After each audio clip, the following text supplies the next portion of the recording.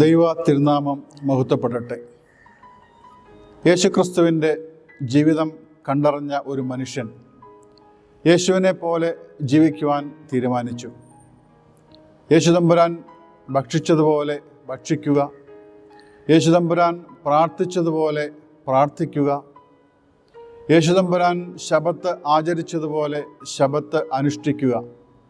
ഇതെല്ലാം അയാളെ കുറെ കൂടി പ്രകാശമുള്ള നല്ല മനുഷ്യനാക്കി തീർത്തു. ഓരോ ദിവസവും ഓരോ വിചാരങ്ങൾ അയാൾ കുറിച്ചിട്ടു.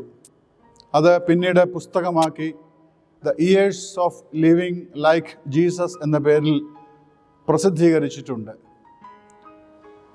പരിശുദ്ധനായ പരിമല തിരുമേനിയും മദർ തെരേസയും ഒക്കെ ഇത്തരത്തിൽ ക്രിസ്തുവിനെ പോലെ ജീവിച്ച് ക്രിസ്തുവിൻ്റെ സ്നേഹം ഉൾക്കൊണ്ട് ആ സ്നേഹത്തിൽ എല്ലാവർക്കും സൗഖ്യവും സമാധാനവും ശാന്തിയുമൊക്കെ പകർന്ന വിശുദ്ധരായിരുന്നു.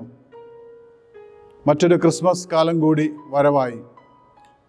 വിണ്ണിലെ മാലാഖമാർ ചിറക് വിരിച്ച് ഭൂമിയിൽ പറന്നിറങ്ങുന്ന മനോഹര ദിനങ്ങൾ.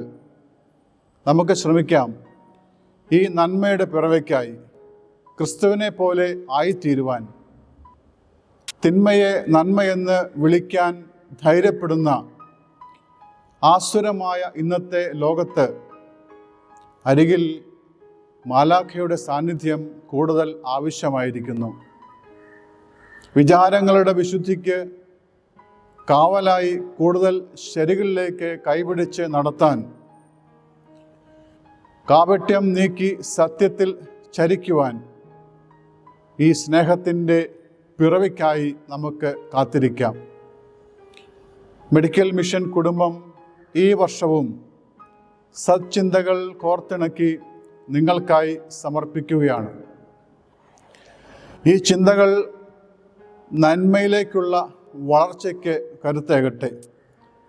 ശാന്തമായി നമുക്ക് ഹൃദയങ്ങളെ ഒരുക്കാം ദൈവപുത്രൻ്റെ തിരുജനനത്തിനായി. ദൈവം നമ്മെ അനുഗ്രഹിക്കട്ടെ.